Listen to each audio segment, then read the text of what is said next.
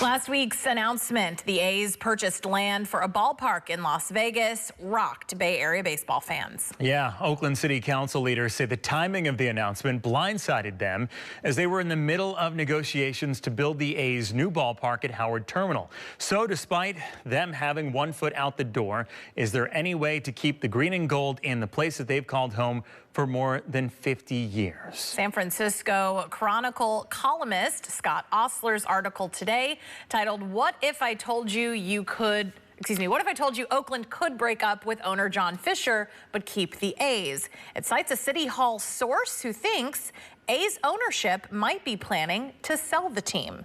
Joining us now to talk more about what that means is Scott Ostler. Scott, thanks a lot for joining us. What are you hearing?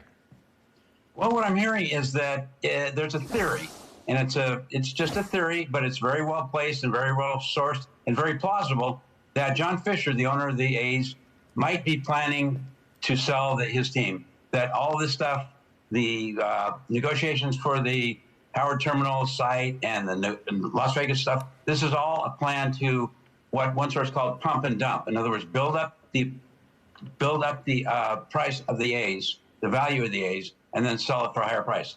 So the more hurdles that can be cleared in terms of environmental and all this other stuff, the more the team will be worth. So the theory is that John Fisher might be ready to sell the team.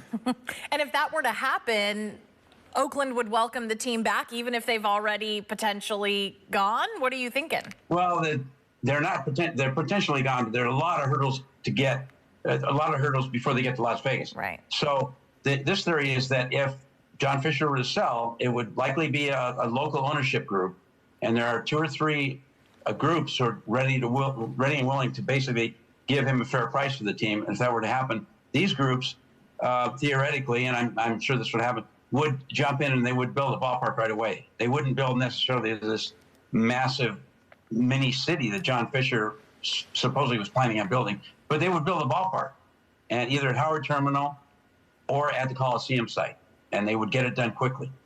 Scott, I know that you pointed out in the article that it appears that the A's were not willing to back down from building housing and all these other things that would be tied into this baseball ballpark. I wanted to point out that, you know, we look at the A's baseball team right now. There's not really any homes, players that you could really write home about. There's nobody that you really know on the team that well. They finished last place in the American League last year, second to last in the league overall. Yet Forbes pointed out back in March that this baseball team is one of the top 5 most profitable teams in the whole sport. It's $62 million. So they can't necessarily cry poor in this situation. And I mean, there's money to be made in Oakland with this team. Yeah, no question. The Forbes figure has been called into question by the A's, but I think it's generally acknowledged that they did make a profit, however much that was.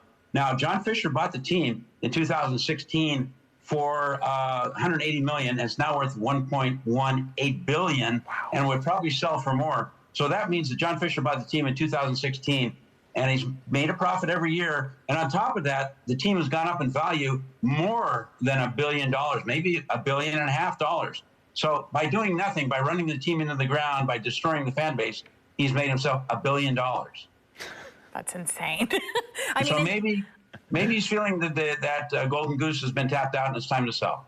We'll see. Well, and I do feel like I wonder, if there is new ownership and it is possible to kind of rebuild all this, is this kind of the only way that you think the A's will for sure stay here in Oakland, or could potentially be here? Or are there other avenues? This is just the only one that really kind of has legs at this point. Yeah, no, there are other avenues. One avenue would be that John Fisher and his spokesperson and team president Dave Campbell have said basically, okay, we're concentrating on Las Vegas. We have a deal in place to buy the property in Las Vegas where we will build.